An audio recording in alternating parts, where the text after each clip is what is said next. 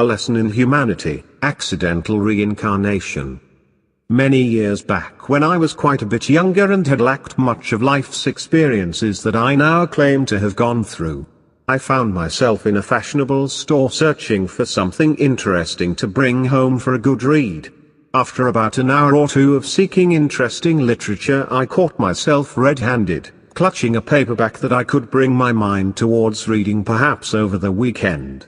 The book, entitled Divination, was a New Age guide explaining how to see into the future using tactics similar to gazing into stones strewn on a creek bed or searching through the yellow, orange and red streaks of fire set purposely for examining one's own future or the outcome of a question queried regarding future events. The author's explanation was that the conscious mind and subconscious mind worked very differently from each other. The latter having the ability to perceive data in a non-linear fashion, whilst the other, our conscious mind, is only capable of perception in a linear fashion only. Another way of explaining this is that the subconscious mind contains unfiltered data and the conscious mind mostly contains the data that has already been somehow filtered by the subconscious mind. The subconscious mind filters non-essential information like the words on a billboard that the mind sees and reads but is found to be useless to a person driving fast down a road with no time or reason to acknowledge them while in conversation with a companion, keeping their eyes fixed on the highway before them. The situation, the billboard, that very instant is then tucked away deep in the subconscious for good. Unless the subconscious mind allows part of it back into the conscious mind because of some meaningful event that both states somehow agreed upon earlier during childhood development, where situations like these were deemed by both states to have some type of extravagant significance, when compared to more mundane lifetime events, like advertisements on a passing billboard during a somewhat unimportant instance during one's life. The likes of which I am certain make up much more than 90% of the average person's day. This is how the mechanism works.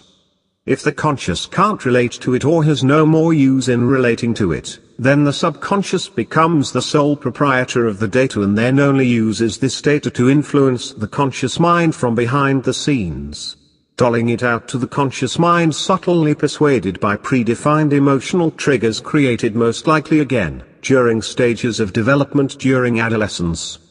Of course, being at this younger and somewhat lesser than fully mature age, I put myself headlong into an experiment by trying these tactics so that I could let my conscious mind view the future for my own blissful yet now acknowledged neglectful selfish enjoyment.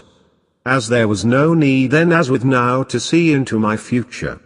Ironically, I must tell you that after a time, with minor disappointment however, because I found out that I was not able to see my future with any sort of clarity.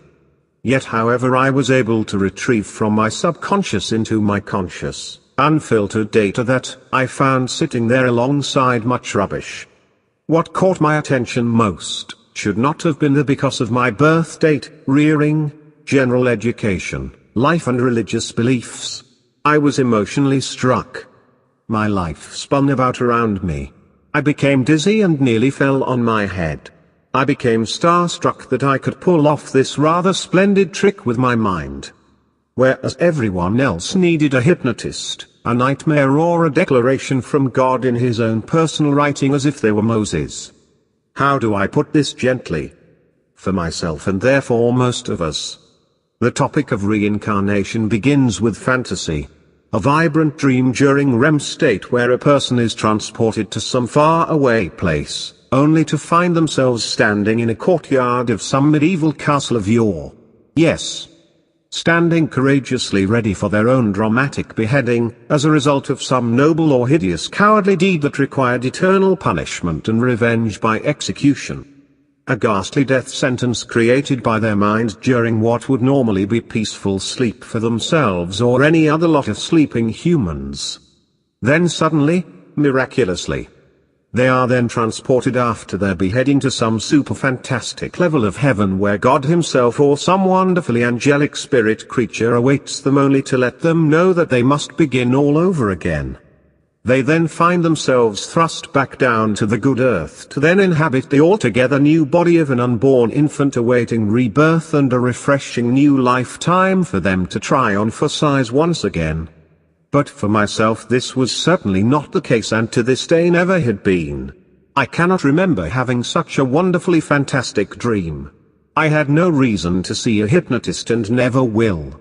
I found out though through another author, that simply, if one asks their mind a question openly as if it were another individual or perhaps even a computer, the brain will multitask on this question for any given period of time until it finds the answer for itself and verifies it. For example, if you were to ask for the name of the capital city of a country that you were not very familiar with, your brain, both conscious and subconscious, will search for that information through your five senses until it finds it, and then with the use of logic verifies it to close the matter. That's when a person such as myself or yourself mutters underneath their tongue, "Oh, that's it. That's what I was searching for the other day and could not remember nor figure out."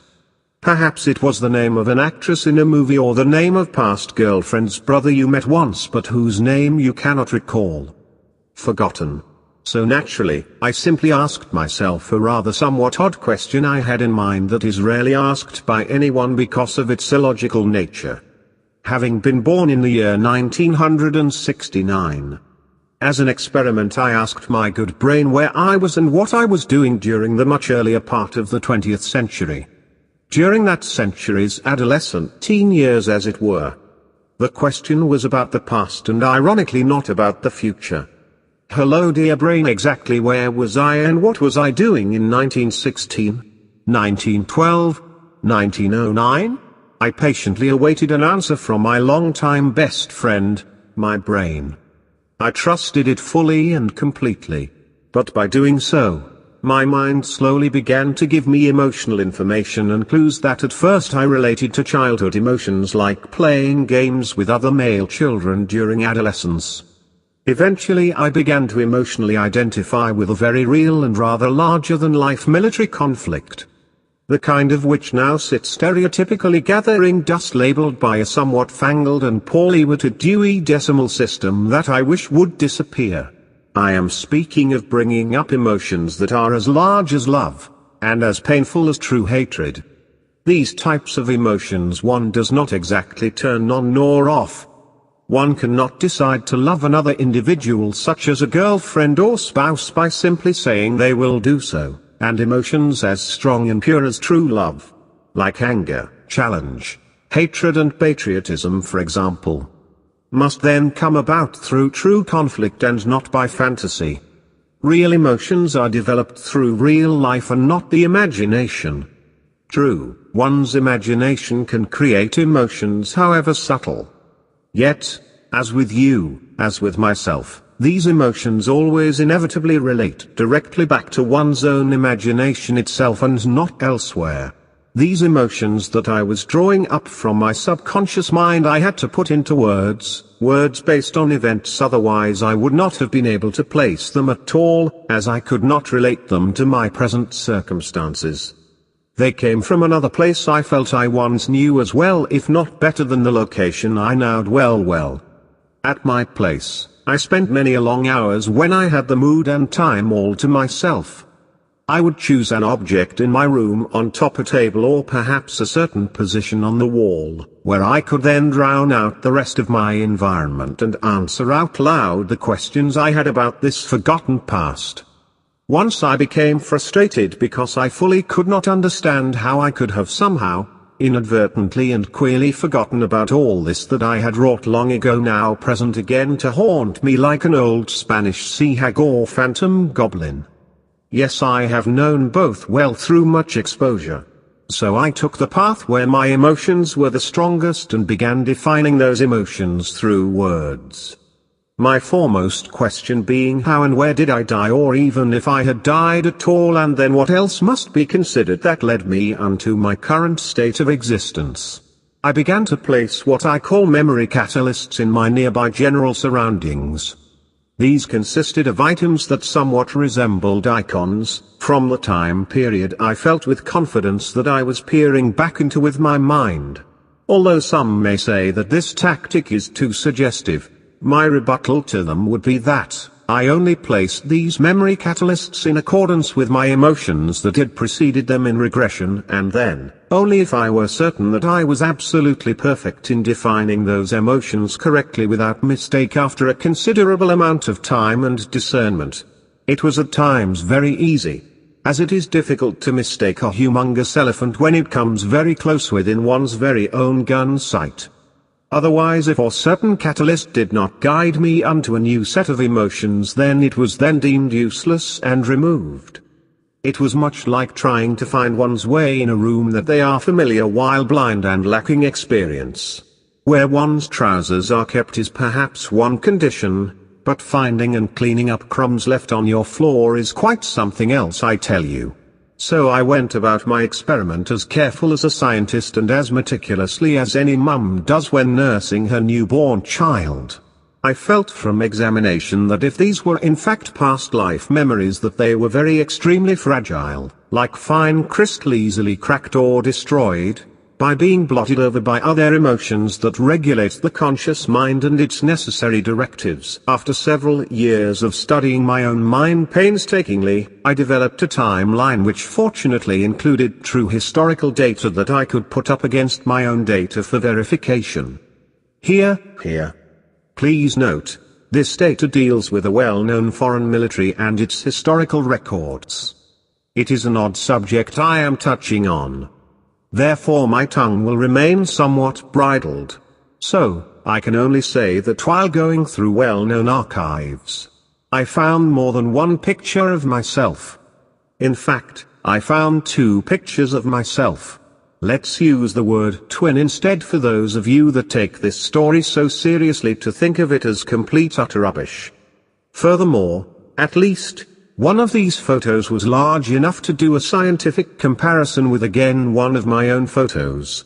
I took a copy of the old archived photograph along with a fairly recent photograph of myself and measured out the ratio of space between each picture's chin to mouth, mouth to tip of nose, space between the eyes and the distance between the ears and eyes on both sides. I found that both faces had an exact match for each distance I measured. I got this idea from a documentary featuring a short segment using the FBI's crime lab to demonstrate how they find suspects many years after a crime has been committed by analyzing prison photographs of their suspects from both then and now. This is a logical method I had learned from them. Afterwards I overlaid both pictures one on top of the other, and with a bright light shining through both could see that were also an exact perfect match as one would think. This evidence can be used in a court of law the same way fingerprints can be used. This is because, like fingerprints, no 2 persons with the exception of identical twins have perfectly the exact same skull. What was my skull doing there? Had I truly lived once before?